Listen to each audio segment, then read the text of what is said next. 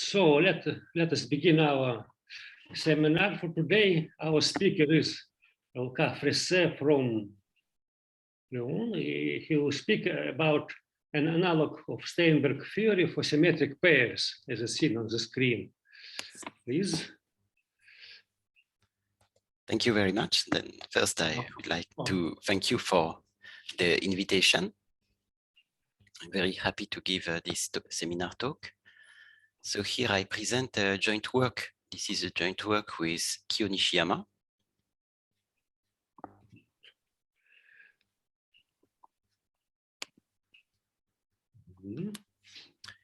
And let me start with a brief outline. So in this talk, we will see at some point the Robinson-Chen set correspondence, which is a combinatorial correspondence, which is a bijection between Sn, the symmetric group, and the set of pairs of Young tableaus of the same shape of size n.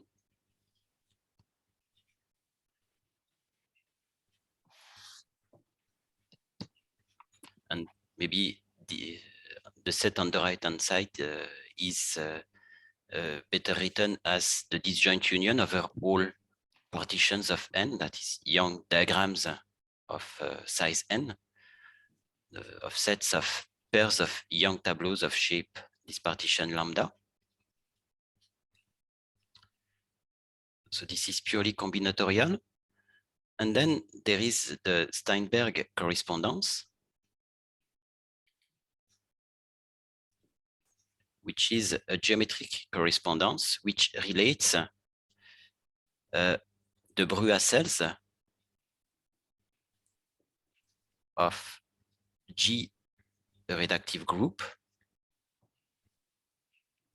They are parameterized by the Weil group elements, and the set of nilpotent orbits of the corresponding Lie algebra.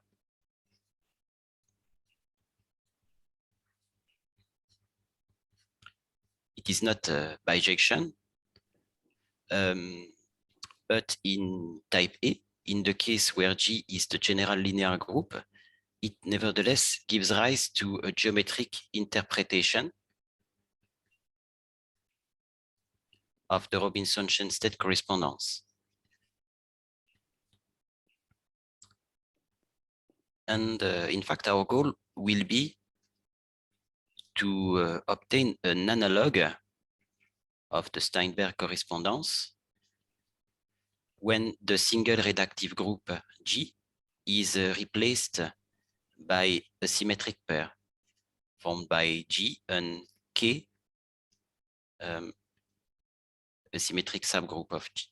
That is the subgroup of fixed points of an involution. And ultimately, we would like to deduce a combinatorial algorithm that would be a combinatorial analog of the Robinson-Chen state correspondence in this context. But before going into details, let me start with the preliminary part, where I will speak on flag varieties and multiple flag varieties.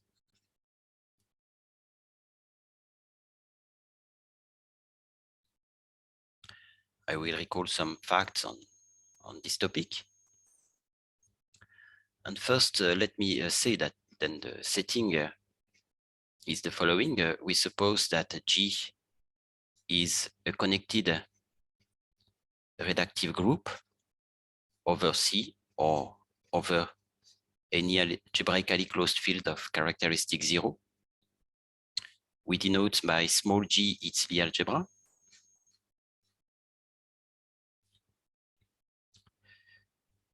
And in this context, we define a flag variety or a partial flag variety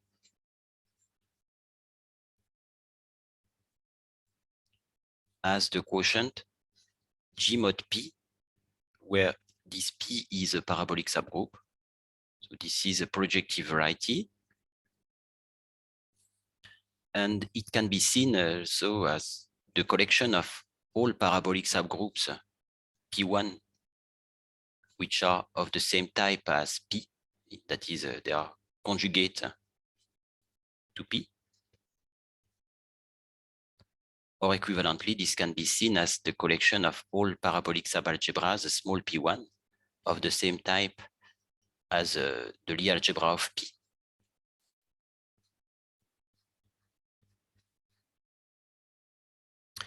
And this quotient has a natural action of the group G, and this action is transitive. This is a homogeneous space for G.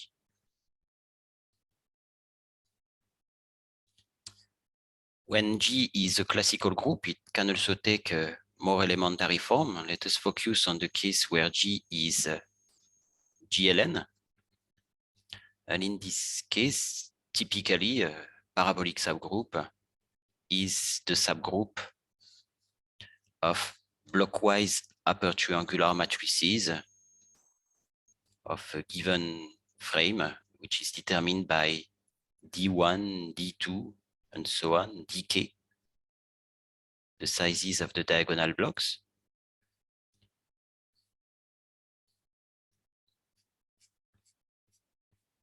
And correspondingly, G mod P in this case can be viewed as the collection of all partial flags, that is, sequences of subspaces V0, V1, Vk, which is the whole space C power n,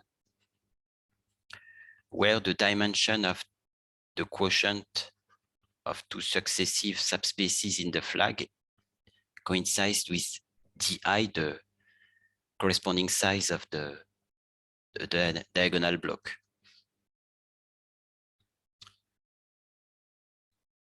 Two even more special cases for this, it's when P is a Borel subgroup, typically Bn plus the subgroup of upper triangular matrices, not blockwise, but purely upper triangular matrices.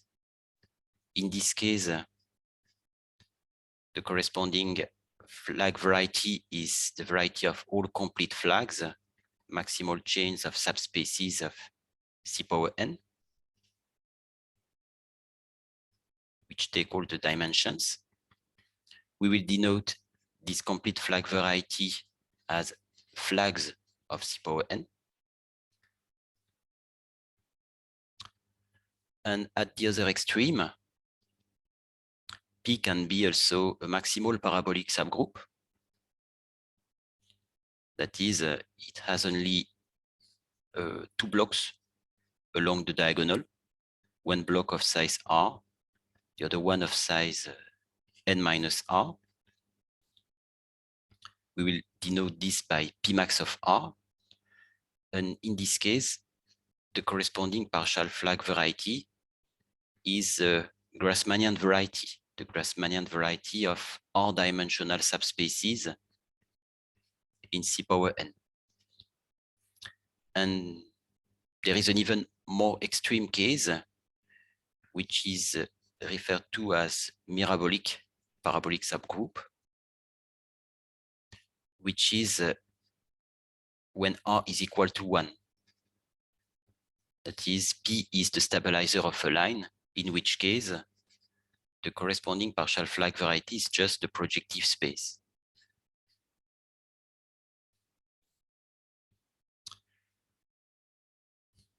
So these are simple examples of partial flag varieties in type A. But let us return to the general setting. And after having considered single flag varieties, let us now consider double flag varieties. We call a double flag variety the direct product of two flag varieties for the group G. So G mod P1 times G mod P2. P1, P2 are two parabolic subgroups. This is again a projective space, which is still endowed with an action of G. G acts diagonally. but it is no more a homogeneous space. The action is no more transitive. Nevertheless, it still holds that there is a finite number of orbits for this action.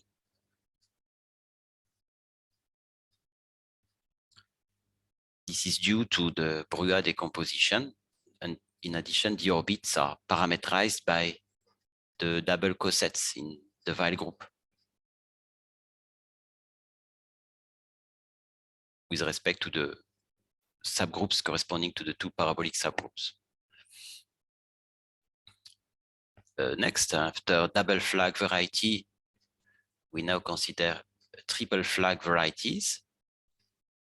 So we add one more factor, G mod P1 times G mod P2 times G mod P3. Again, we have a diagonal action of G. But in this case, in general, there is an infinite number of orbits.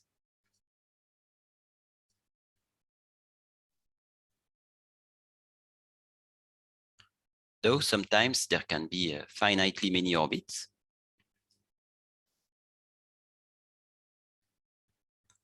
And in the classical cases, there is a full classification of the situation where the orbits are, in fact, finitely many. The triples P1, P2, P3 having this property have been classified by Magyar, Weimann, and Zelevinsky in types A and C.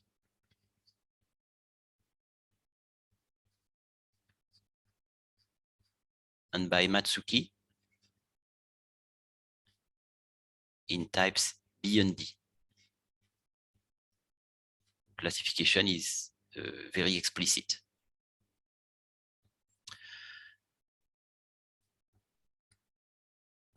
And we will not go beyond triple flag varieties, since if there are more than 3 factors, then it follows, it's shown by the same authors, that there is always an infinite number of orbits.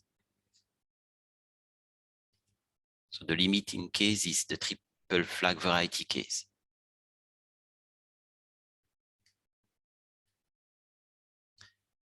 But in fact, our main object of study in this talk will not be exactly a multiple flag variety of this type. This will be rather some kind of intermediate between a double flag variety and a triple flag variety. I will try to define this object, and it relies on the notion of symmetric pairs. So let me first speak a little bit about symmetric pairs. Sorry, may I ask a question? Did anybody try to classify this finitely many orbit cases for exceptional cases? Yeah, I think so. But I'm not sure there is a complete classification. I think that Barbash and some co-authors started the classification for exceptional. Mm-hmm. But so what to my progress? No, they have published, but the classification is not complete to my best knowledge. Okay, thank you.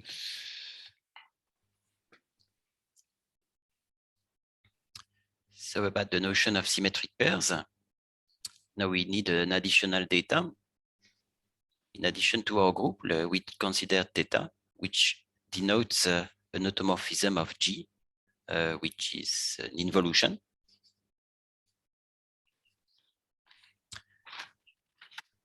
And we denote by K the subgroup of fixed points of this involution. This is a reductive subgroup, which we call symmetric subgroup. And the pair formed by G and K is called the symmetric pair. the quotient G mod K is a symmetric space. And we also need an additional notation. This automorphism of the group gives rise to an automorphism of the Lie algebra that we will denote by the same letter, which will be again an involution. And therefore it yields a decomposition, a Cartan decomposition of the Lie algebra as the direct sum of small k, which will denote the eigenspace for theta corresponding to the eigenvalue 1. So this is in fact a Lie subalgebra, which is exactly the Lie algebra of the symmetric group K. And this is the direct sum with a Cartan complement, small s, which denotes the eigenspace corresponding to the eigenvalue -1. This is a submodule, K submodule. And correspondingly, every element X in the Lie algebra decomposes in a unique way as the sum of an element in small k, x theta, and x minus theta, which denotes an element in small s. It's two projections. We will use this notation later on. Well, some examples of symmetric pairs. And in the first place, let us note that the pair formed by G and itself is a symmetric pair according to the definition. We will say that this is a trivial symmetric pair. It is obtained by taking theta to be the identity.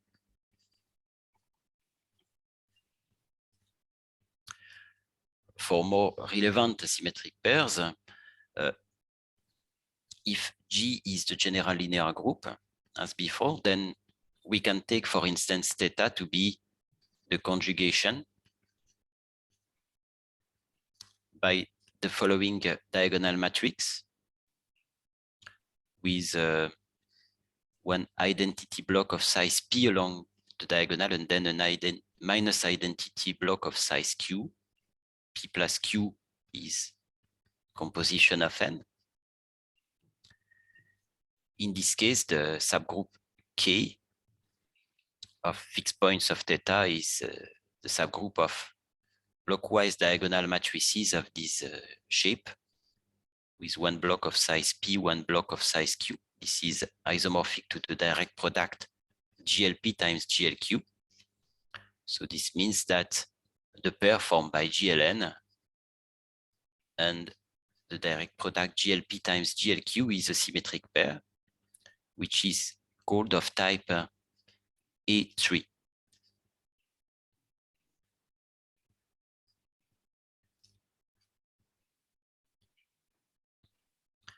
In the same way, it can be seen that the pair formed by the group GL2N and the symplectic group is a symmetric pair also, which is referred to as symmetric pair of type A2.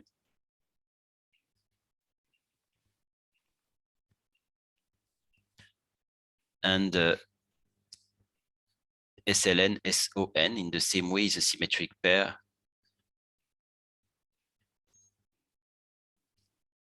of type A1, and these are the symmetric pairs of type A. And another example, if we embed the general linear group into the symplectic group SP2N, then we get again a symmetric pair, which is called of type C1. There is a whole classification of symmetric pairs that continues this list. And now, by relying on this notion, let me give the following definition. So we return to a general symmetric pair.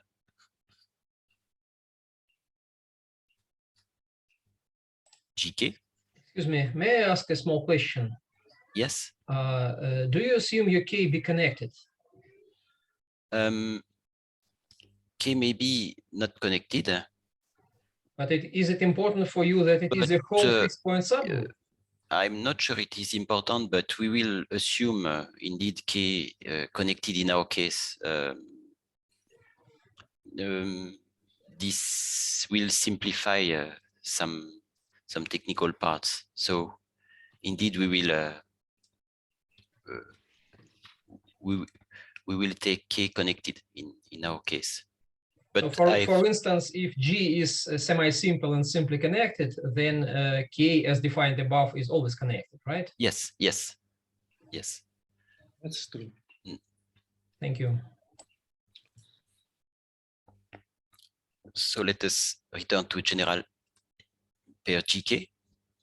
And the main definition is the following. It is proposed by Nishiyama and Ochiai.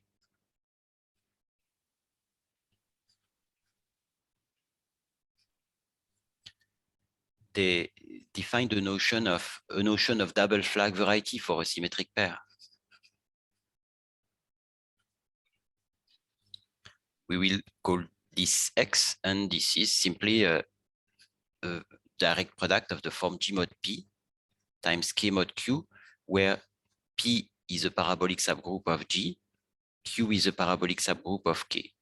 So this is the direct product of flag variety for G and the flag variety for K. It is endowed with a diagonal action, but not of the group G, just of the group K, because G does not act on the second factor. And the natural question is how many orbits are there for this action? And the answer is that in general, infinitely many.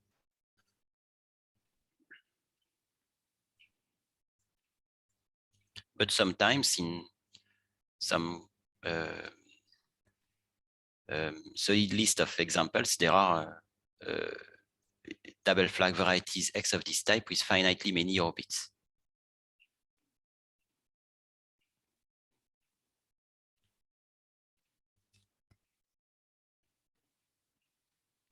Let me give examples for this by starting with some evident examples. I mean by this, examples that we have already seen.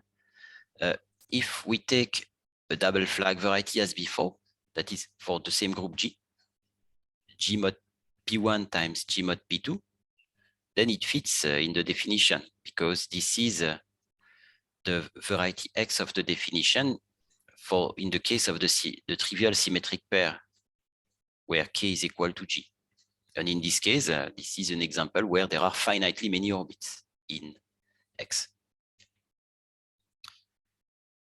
A triple flag variety as before, G mod P1 times G mod P2 times G mod P3, also fits in the definition because it can be rewritten as the quotient of G times G by P1 times P2, direct product with the last factor G over P3, which is the variety X of the definition for the symmetric pair obtained by taking as the big group the group G times G, and as the symmetric subgroup the diagonal embedding of G into G times G. And in this case, this is a case where there may be infinitely many orbits, but sometimes there are finitely many orbits. This is the result of Magyar, Weimann, Zelevinsky, and Matsuki. And this example of the usual triple flag variety is in some sense universal for this object X in the following sense, that in general, X is the direct product of G mod P times K mod Q. It can be embedded into a triple flag variety, the following one, First factor is G mod P. Second factor, G mod the image of P by our involution theta. And third factor, G mod Q prime, which replaces K mod Q. Q prime here is a theta stable parabolic subgroup. We can find such theta stable parabolic subgroup whose intersection with K is equal to Q.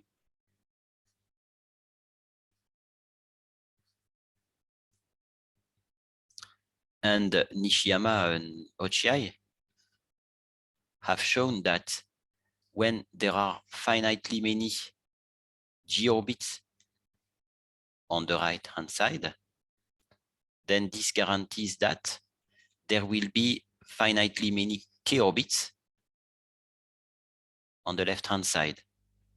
So this is a practical criterion which, combined with the classification results of Magyar, Weimann, Zelevinsky, and Matsuki, which yields a list of many examples where this double flag variety for symmetric pair has a finite number of K orbits. For instance,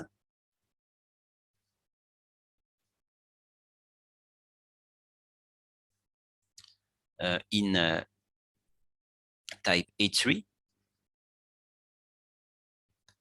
they obtain as a consequence of this criterion that X will have finitely many K orbits whenever the parabolic subgroup P is maximal. That is when the first factor in this double flag variety is a Grassmannian variety, or for P arbitrary and when Q is mirabolic, which means that the second factor in this double flag variety should be a projective space. So these are two situations in type A3 where X mod K will be finite. And they have a similar criteria for other symmetric pairs. And in fact, here I will emphasize a concrete situation that will be considered in the following, and I will refer to it as our case, because this is the case where we have tried to illustrate our general constructions that we will see later on. So this is exactly the situation of a symmetric pair of type A3. G is GLN, K will be GLP times GLQ, as we saw before. In this case, for playing the role of the parabolic subgroup P, we take a maximal parabolic subgroup. So in this case, X mod K will be finite according to the above criterion. And for playing the role of Q, we will take a Borel subgroup of the symmetric subgroup K, typically BP plus times BQ plus, the direct product of the standard Borel subgroups of GLP and GLQ. Then for this choice, our double flag variety X can be described in elementary way. G mod P will be a Grassmannian variety of R-dimensional subspaces in C power n, and K mod Q will be the direct product of two varieties of complete flags of C power P, complete flags of C power Q. So this is the aspect of this double flag variety X becomes in fact a triple flag variety in this case. So as I said, in this case, we know a priori that X has a finite number of K orbits.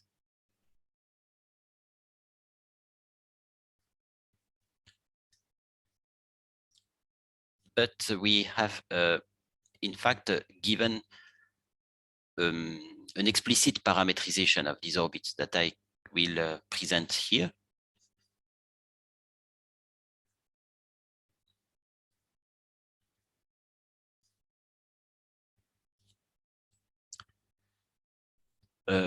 First, we rely on the basic fact that there is a bijection between the set of k orbits in this double flag variety X and the set of q orbits that is bk here, bk orbits in the first factor G mod P, which is the Grassmannian variety of R-dimensional subspaces in C power n. And the purpose is to give a parametrization of this set of orbits in the Grassmannian variety. And for this, we use the following set of parameters. We call it capital omega. And it consists of, for the moment, of matrices of rank R with R columns.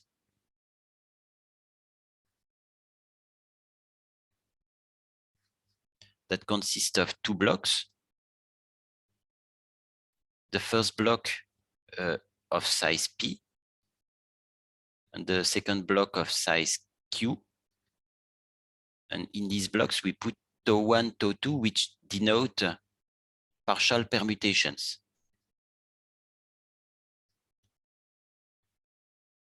By this, I mean almost permutation matrices.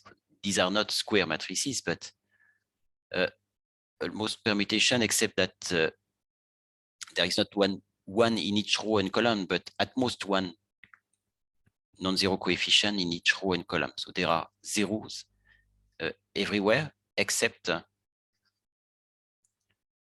at most one coefficient equal to 1 in each row column.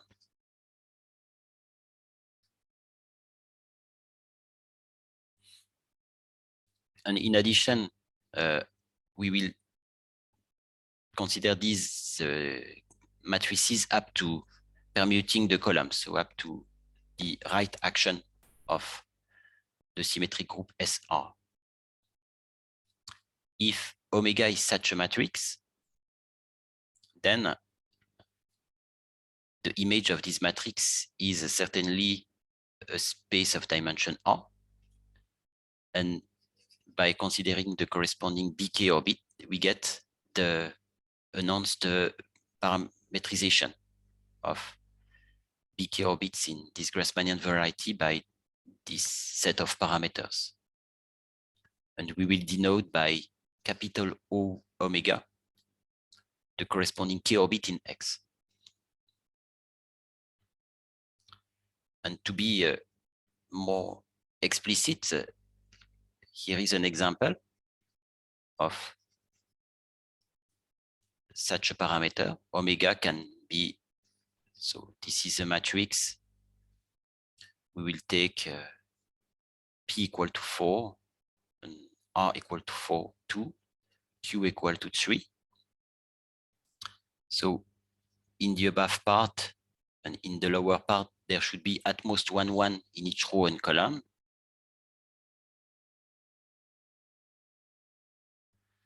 But in each part, some columns may be 0.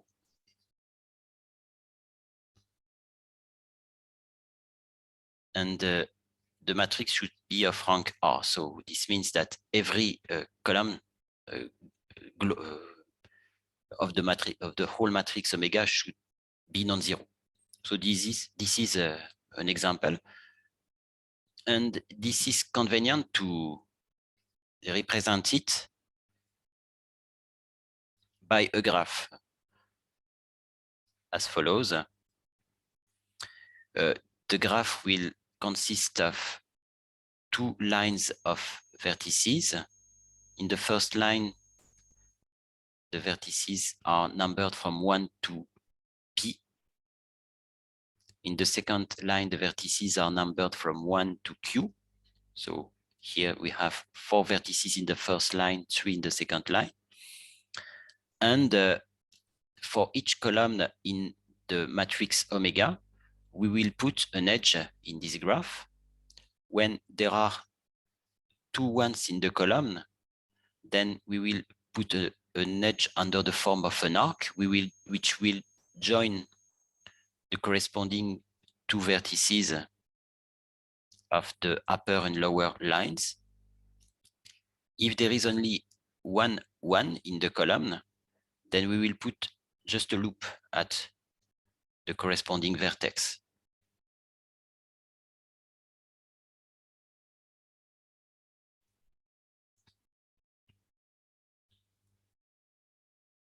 So this is the kind of graphs that finally form the set of parameters of these orbits.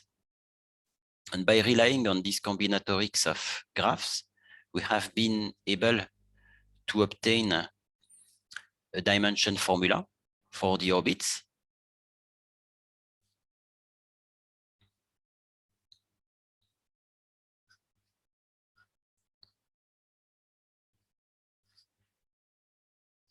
And also to describe the closure relations. And as an illustration, I can show the AS diagram here, which corresponds to the case where P, Q, and R are equal to 2. So we get this AS diagram that gives the list of the 16 parameters. So there are 16 orbits in this case. There is a single open orbit in X. This is of dimension 6. There are exactly 3 closed orbits, which are of dimension 2. And the blue edges in this picture indicate the cover relations. And in general, we have described the cover relations. And in fact, they can be described in terms of precisely this picture, in the sense that 2 orbits have a cover relation in general if the corresponding graphs differ by only 4 vertices, and according to one of the relations arising in this diagram. So this is about the decomposition of this double flag variety X in our case. We will return to this example later on. But for the moment, let us return to a general symmetric pair.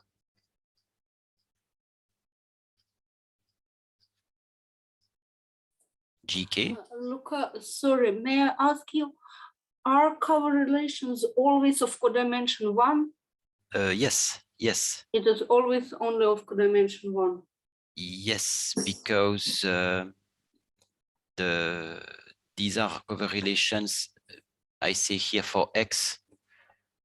These are cover relations for the k orbits in X, but according to the correspondence that I mentioned on the previous slide, they coincide with cover relations for Borel orbits in the Grassmannian variety for a Borel orbit, and by general properties of action of Borel subgroup,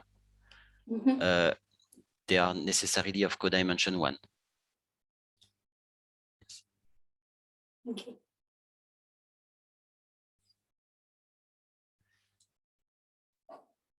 So here we return to general symmetric pair and to general variety X. This is, I recall, G mod P times K mod Q, endowed with an action of our group K. And let us give some more features of this action.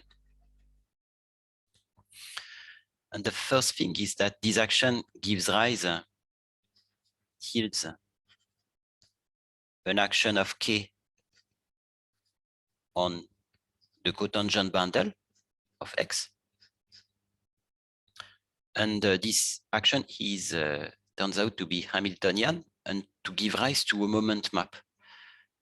And this can be described explicitly in the following way. First, this cotangent bundle can be described explicitly.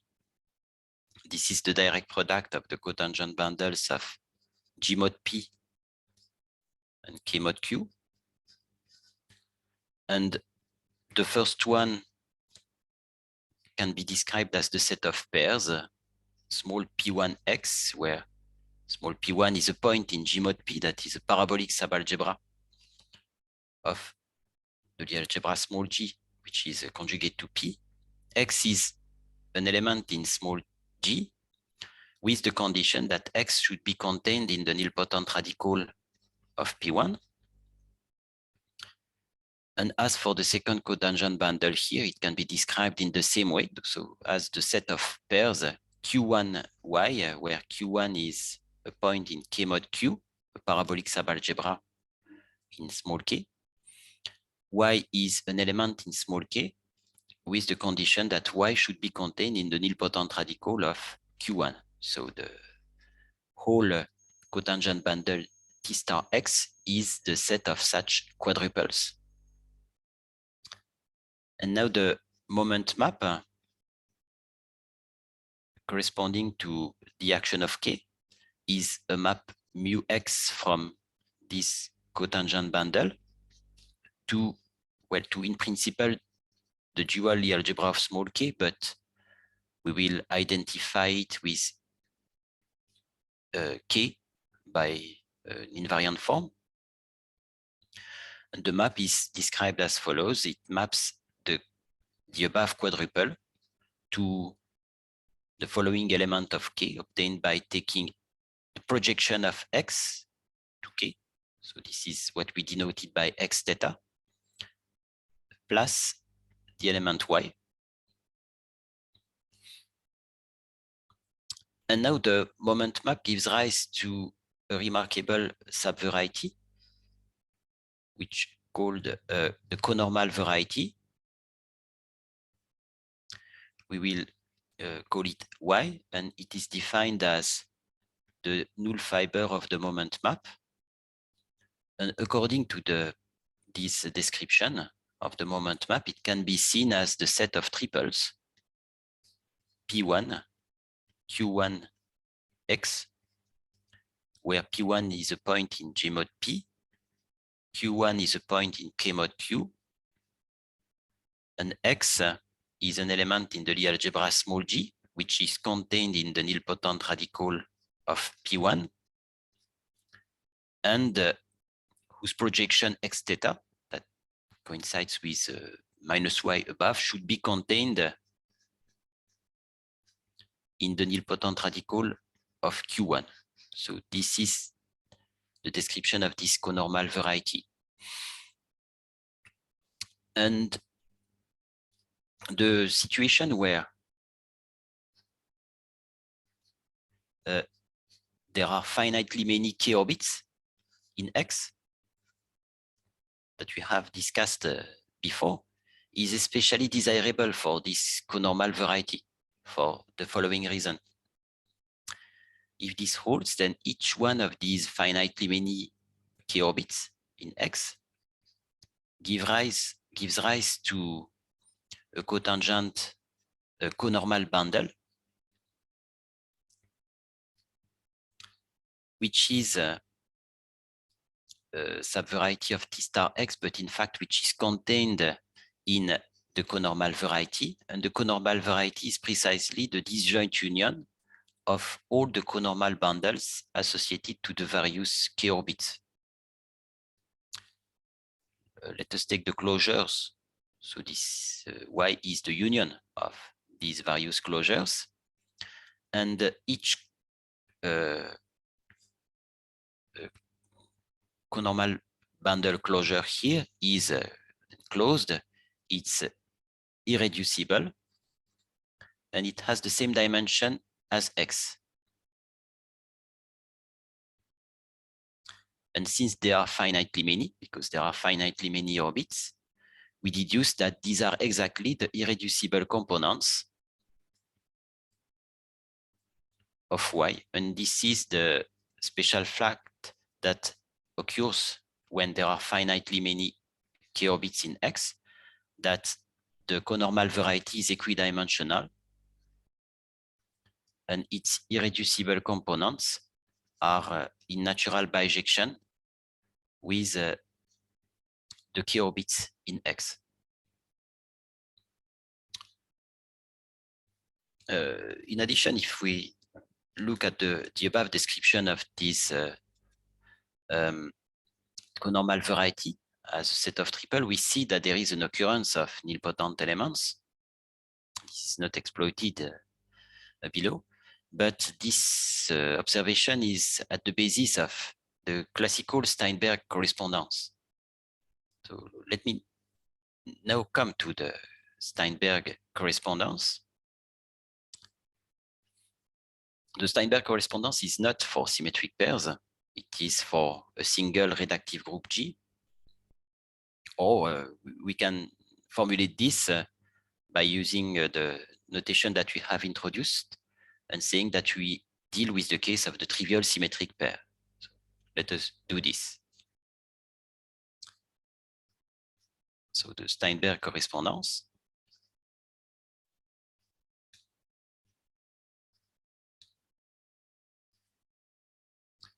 This is the above construction in the case of the trivial symmetric pair.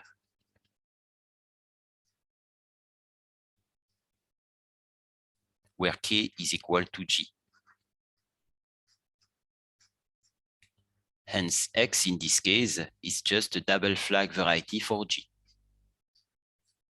In addition, we consider, instead of arbitrary parabolic subgroups, we take a Borel subgroup, the same B. So this is G mod B times G mod B, where B is a Borel subgroup.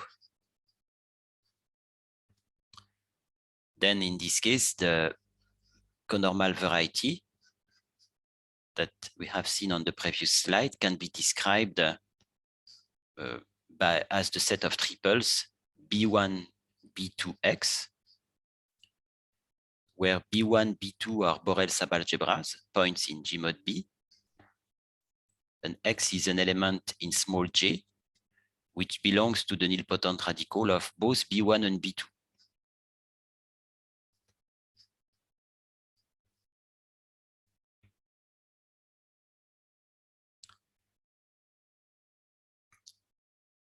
If we take the third projection defined on this conormal variety, then the image will lie in the set of nilpotent elements of G. So in the nilpotent cone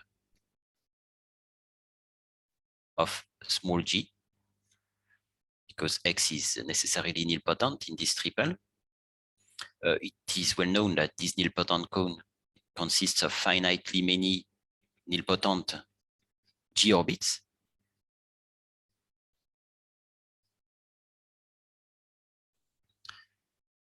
And now, in this case, we have that X has, of course, finitely many G orbits. The G orbits are parametrized by the Weil group elements. This follows from the Brua decomposition. If W is a Weil group element, then it gives rise to a Brua cell, OW, whose conormal bundle has a closure, which is an irreducible component of the conormal variety. And the image of this conormal bundle closure by the third projection will be closed because the third projection is a closed map for the reason that this is the projection where G mod B and G mod B are projective varieties. It is irreducible because it's the image of an irreducible variety, and it is G stable. This implies that this is the closure of small OW a unique nilpotent orbit.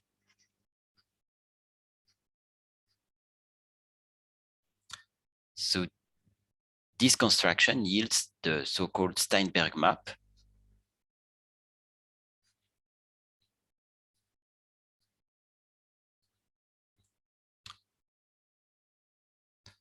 That we will call ST, which is a map from the Weyl group corresponding to G orbits in this double flag variety to the set of nilpotent orbits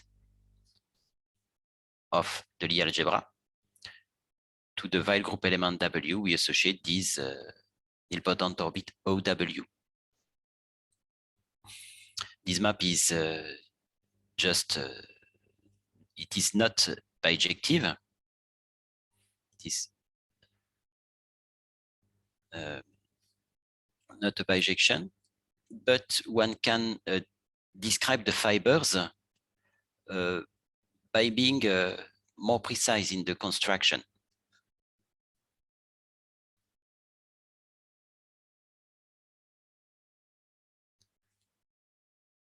So more precisely, suppose that X is a nilpotent element.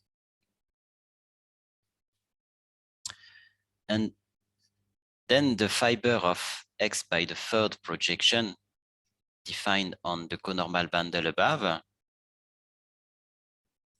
will be the set of pairs B1, B2 of Borel subalgebras that contain X. So this corresponds to the set of pairs of elements in Bx, where Bx denotes the set of Borel subalgebras in small g, which contain X. This is the so-called Springer fiber.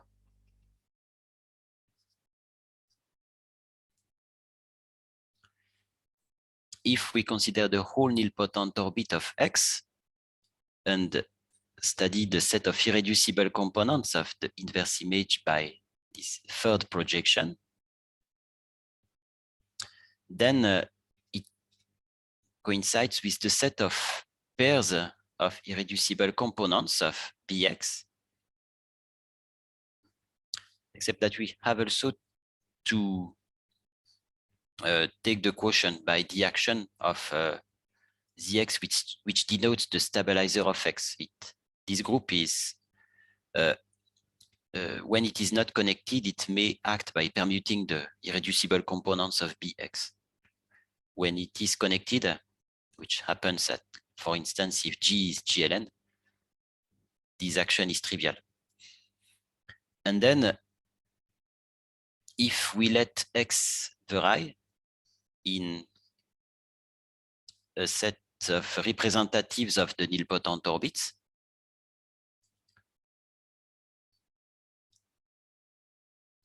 then we obtain all the irreducible components of the conormal variety Y, which are in correspondence with the Weyl group. So by considering this more precise construction, we deduce a bijection from the Weyl group to the disjoint union of pairs of components of Springer fibers, and this map can be often referred to as Steinberg correspondence.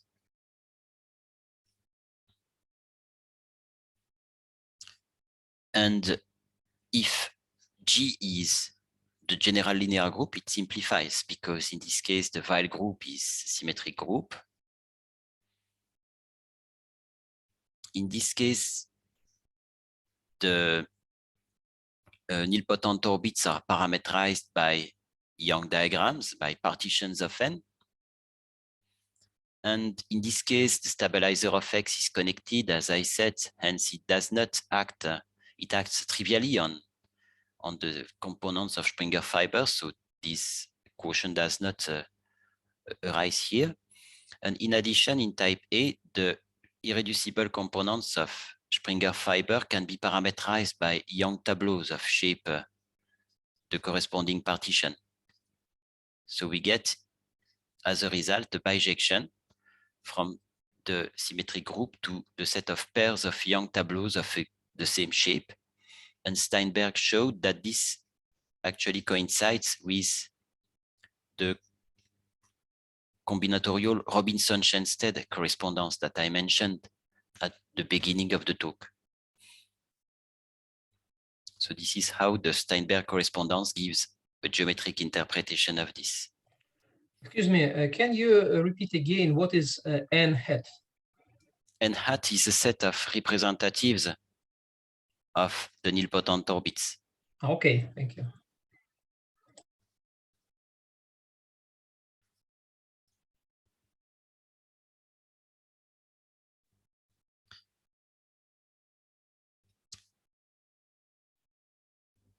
Now, this is in the case of the trivial symmetric pair, or in an absence of symmetric pair. And the question is, how could we carry on a similar construction for symmetric pairs?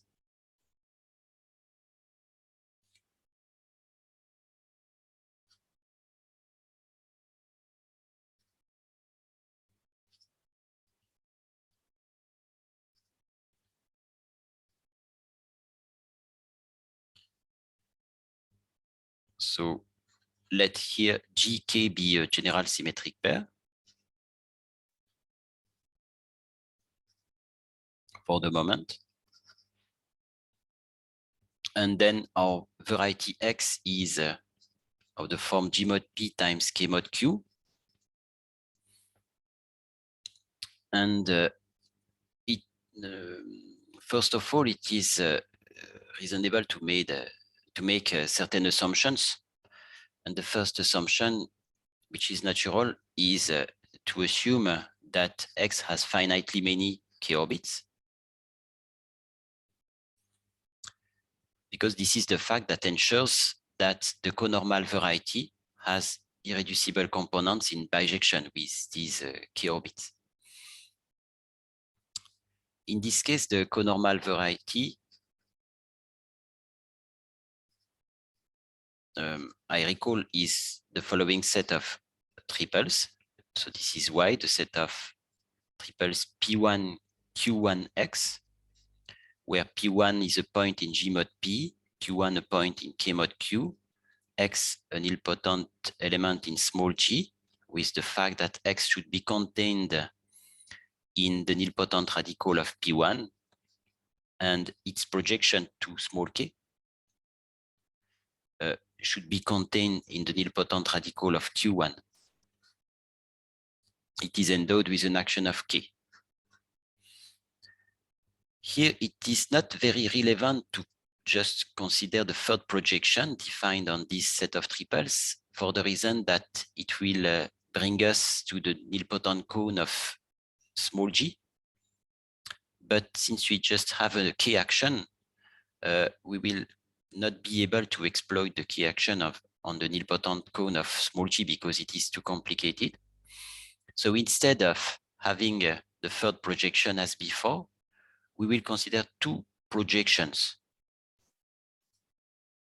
Given any such triple, we will first consider the projection where we map it to x theta, the projection of x to small k. We call this map phi1. And in addition, this x theta, according to the description of the conormal variety, is nilpotent. So it's an element in the nilpotent cone of small k. And second, we can also consider the projection that we call phi2 of this triple to x minus theta, the projection of x to the Cartan complement of small k. So this is an element in small s. And here, it is not clear in view of the definition of the conormal variety that this element will be nilpotent. And actually, we have not been able to show it in general, but in the cases that we have studied, it always happens that this x minus theta is nilpotent. So let us assume this as an assumption. that this map is well defined to the set of nilpotent elements in small s. So we get two projections to the nilpotent cones of small k and small s. And these nilpotent cones are endowed with a k action, and it is known that there are finitely many k orbits for these actions. Sorry, may I ask a question? Yes. Do you know the cases in which x minus theta is not nilpotent? Do you have an No, example? no. We have no example, and we have not been able to show that it is always nilpotent, but we have been unable to find a counterexample. Okay. You mean for in general context or for your special symmetric pairs or for a case A3 or what? In case A3, we know that this is always nilpotent. Oh, okay. And in other concrete symmetric pairs that we can consider, we can prove it, but by means which are not generalizable because some linear algebra. But we have no counterexample, so I do not know if there are situations where it is not nilpotent or. Okay. Thank you.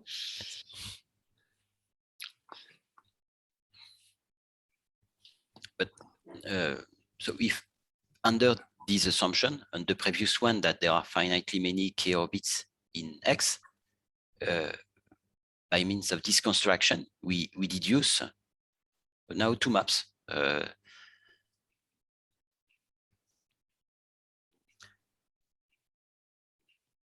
That we can call phi1 and phi2. The first one, so it comes from the set of k orbits in X, which correspond to the irreducible components of the normal variety, to the set of nilpotent elements in small k. It maps such a component to the unique nilpotent k orbit that that gives it when we apply the first projection phi1, and phi2, which is a similar map from this set of k orbits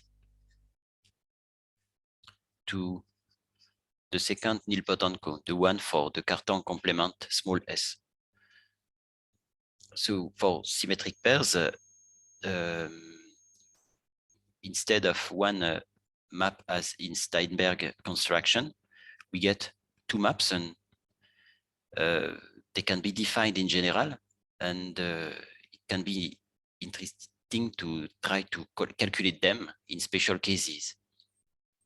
Well, this is what we have tried to do in our case.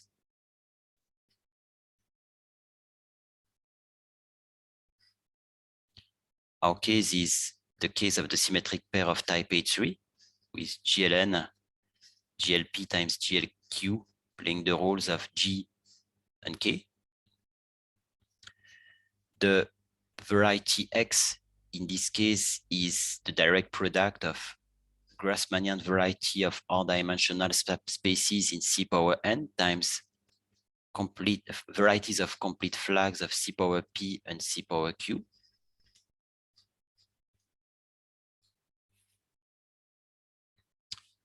And we have parameterized the orbits of K by our set of graphs omega.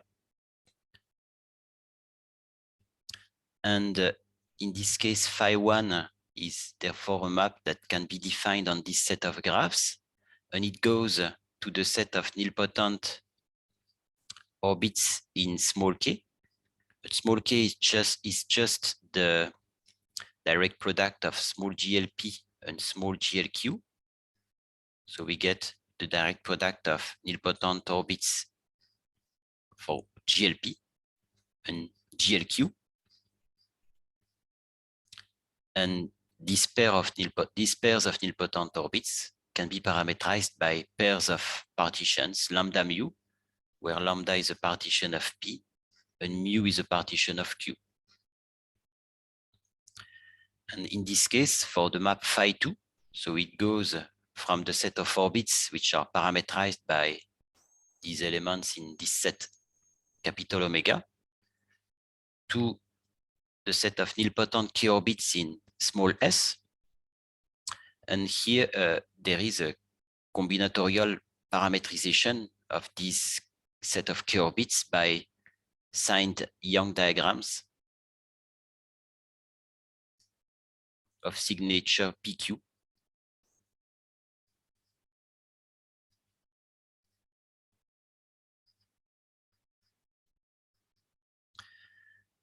And in this case, we have been able to calculate explicitly these two maps.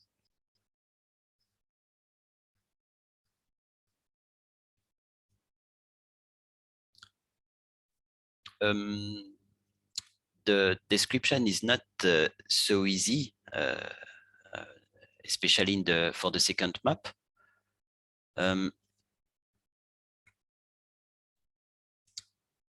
Nevertheless, I can give an example for at least illustrating the construction of the first map.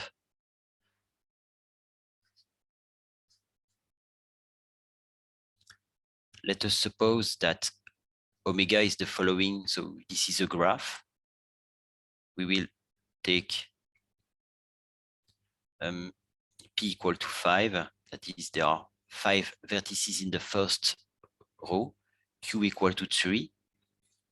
Suppose we have 2 arcs like this and 2 loops there. So the total number of edges is equal to R. This is 4. And the construction is done in the calculation of the image by phi1 is done in several steps.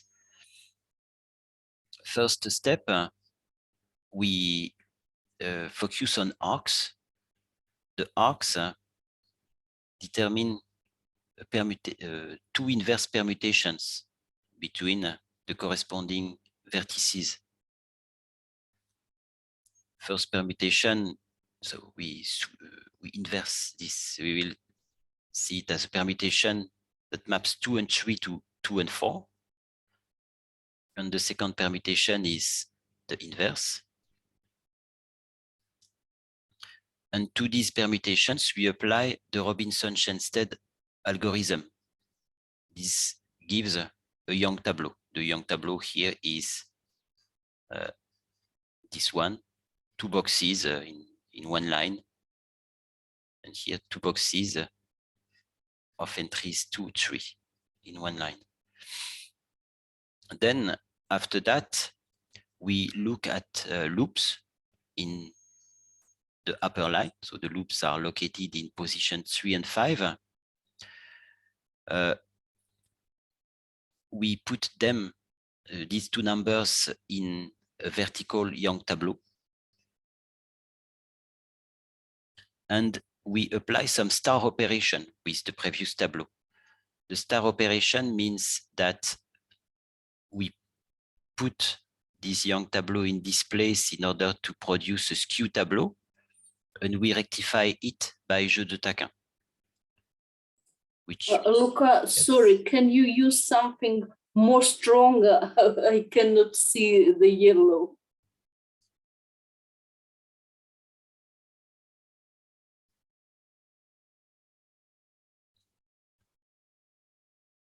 So we get this tableau after that step.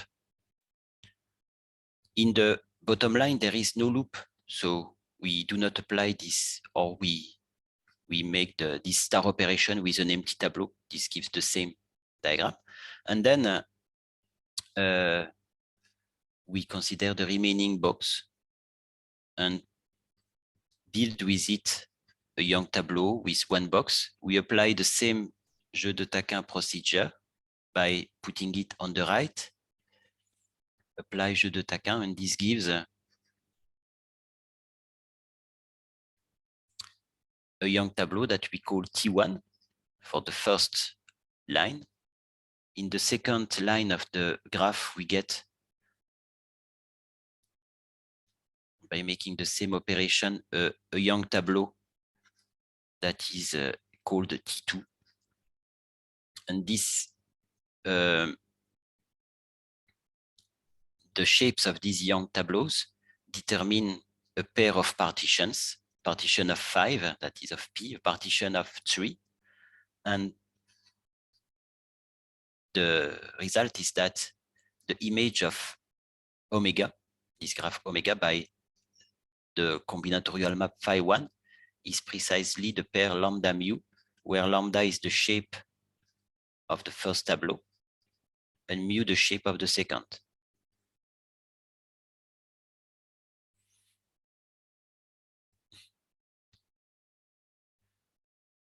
And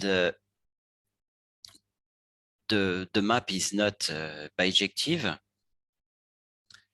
but similarly as in Steinberg's correspondence, we have a way to calculate the fibers.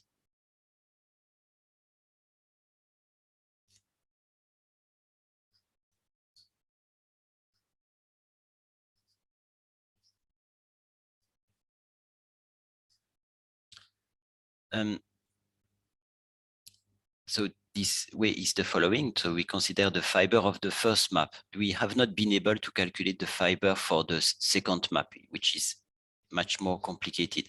So we take lambda partition of P, mu partition of Q, and we want to understand the fiber of this map phi1. And to understand this, we have obtained a more precise bijection, which goes from our set of graph omega, which can be obtained as the disjoint union of all these fibers, to the set of the following set of quintuples. So it is also written as a disjoint union, and the map is compatible with the subsets in these disjoint unions. Quintuples formed by T1, T2, a pair of tableaus, one tableau of shape lambda, one tableau of shape mu, and lambda prime, mu prime, nu, which are Young diagrams. Lambda prime is a subdiagram of lambda. Mu prime is a subdiagram of mu. Nu is a common subdiagram of lambda prime, mu prime. And I use a dot notation here.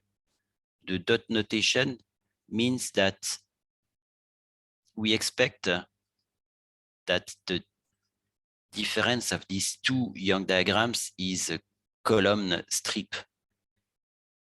It's only one column when we remove the boxes of nu from the boxes of lambda prime and mu prime. And so there is this description of the fiber, and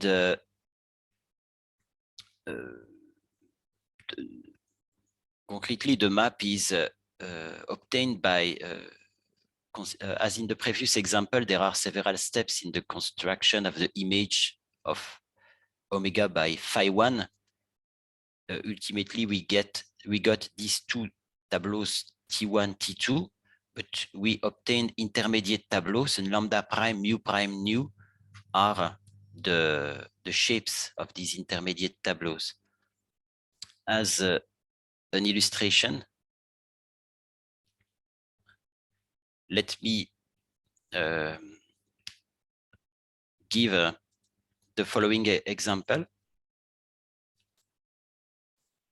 where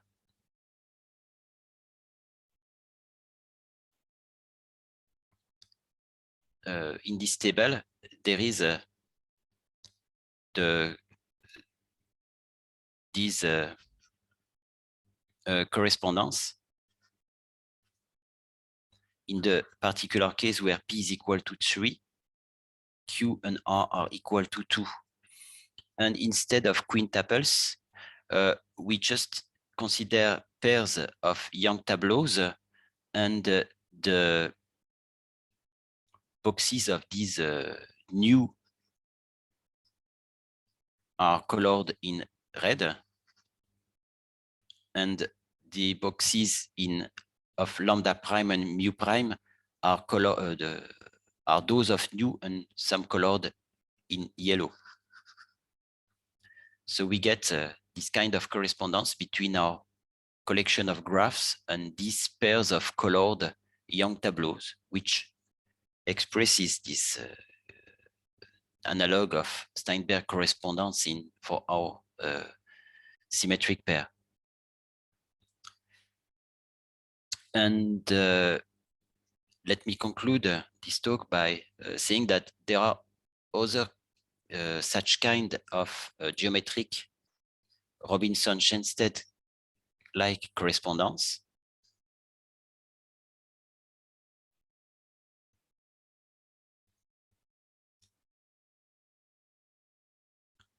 Since there is a construction of Travkin who obtained a geometric Robinson-Shenstedt correspondence for the mirabolic case, there is a work by Anderson and Trappa who studied the symmetric pair of type A2.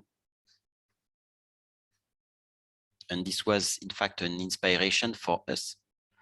And there is a recent work by Singh who obtained also a geometric Robinson-Shenstedt correspondence involving partial permutations. We, however, do not know, we have not found yet a relation with our work. I will stop here. Thank you very much.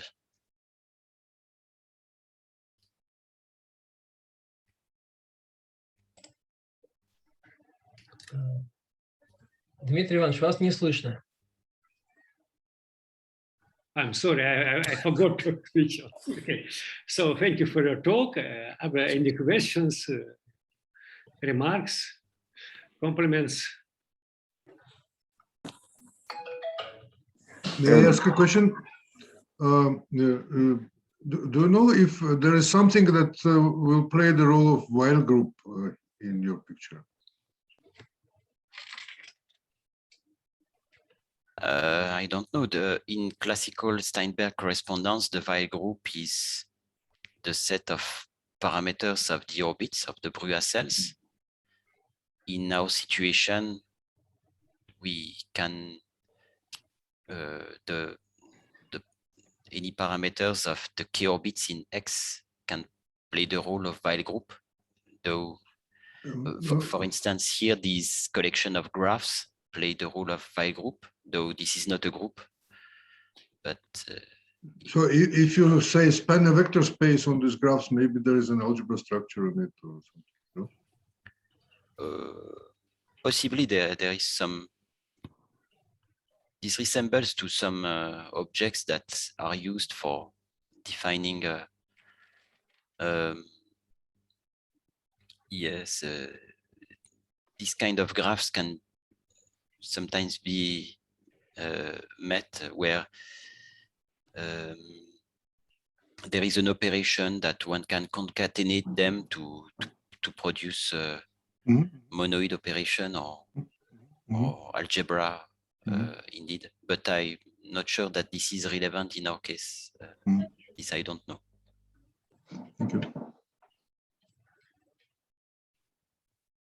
Other questions? Lucas, first of all, thank you for very nice talk. And in your talk, you not explain. You not said nothing about group of action of group component and role of this action. No. I didn't say anything. We have not studied the exceptional case. We are at the very beginning where we start with very elementary examples where we can do a linear algebra. I hope we can at some point come to exceptional cases, but I have no information for the moment. Lucas, but group of component for nilpotent element is not only an exceptional case. In classical case, you have some group of component for nilpotent, For, but not in this context. Or? For the centralized. you mean the non-connected stabilizer of nilpotent? And Yes. yeah, not in type A. Not in type A, you Yes. are right, but you have type C or something. Yes, in type C, this may happen. And but we have not yet studied carefully the type C to see whether this has some interesting implications on the theory. Well, in any case, thank you once more. Thank you. May I ask a question about this last 3 lines on the blackboard, on the whiteboard? You mentioned the work of Travkin, who considered, as you said, he considered mirabolic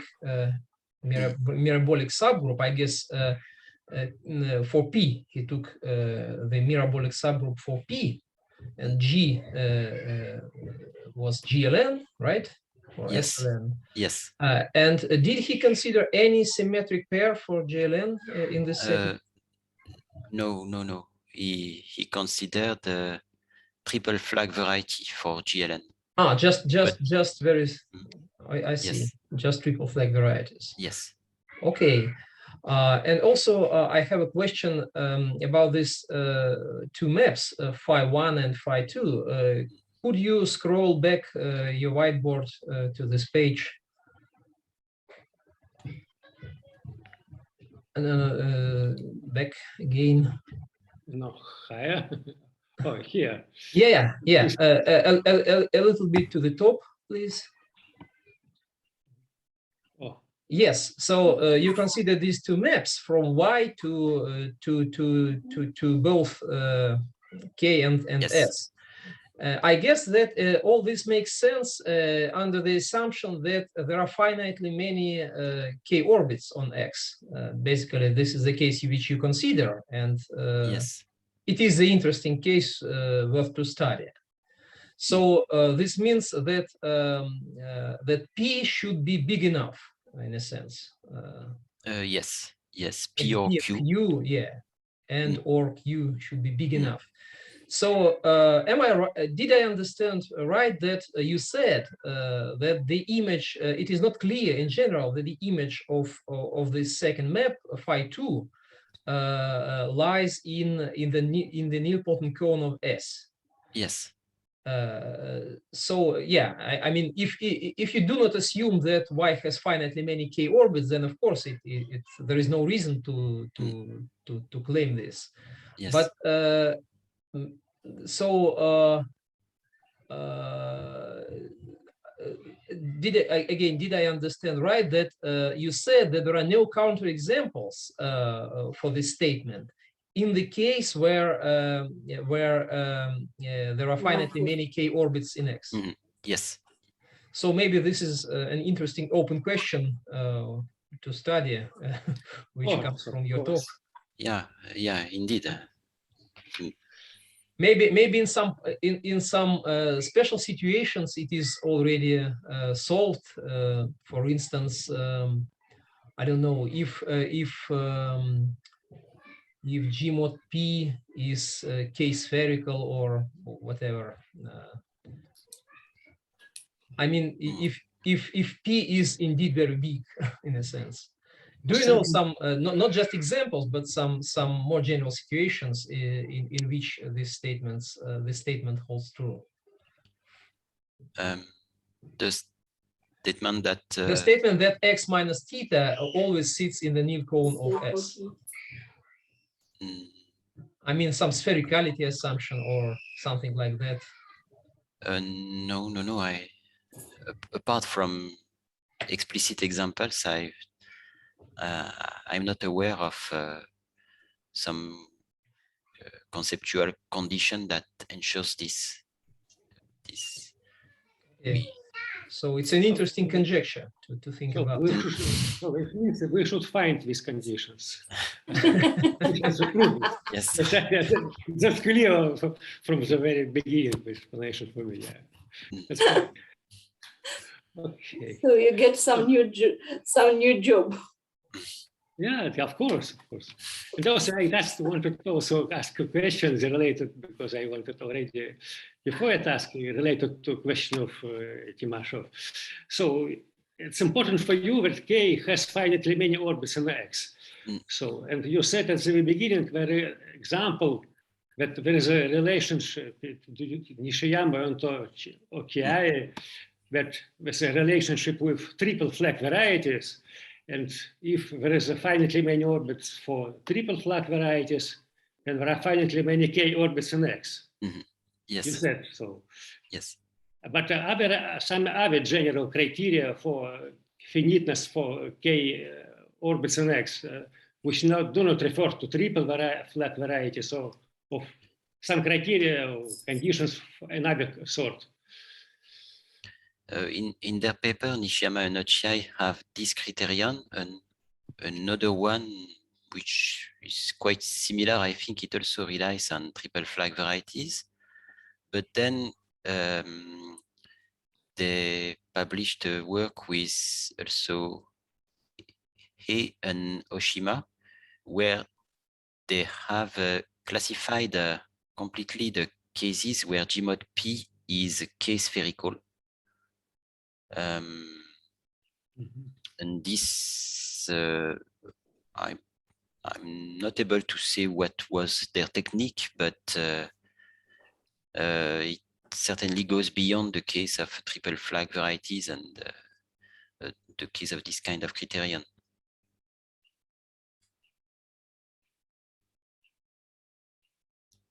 Okay. Yeah, actually, there is a class in this paper of 4 authors. There is a classification in 2 situations: either Gmod P is K-spherical, or P is a Borel subgroup in G. So K, Yes, double flag varieties for symmetric pairs of finite type in these 2 cases were classified in that paper, as far as I remember. And of course, they do not reduce always to triple flag varieties.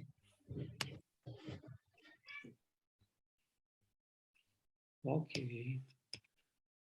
Are there some other questions?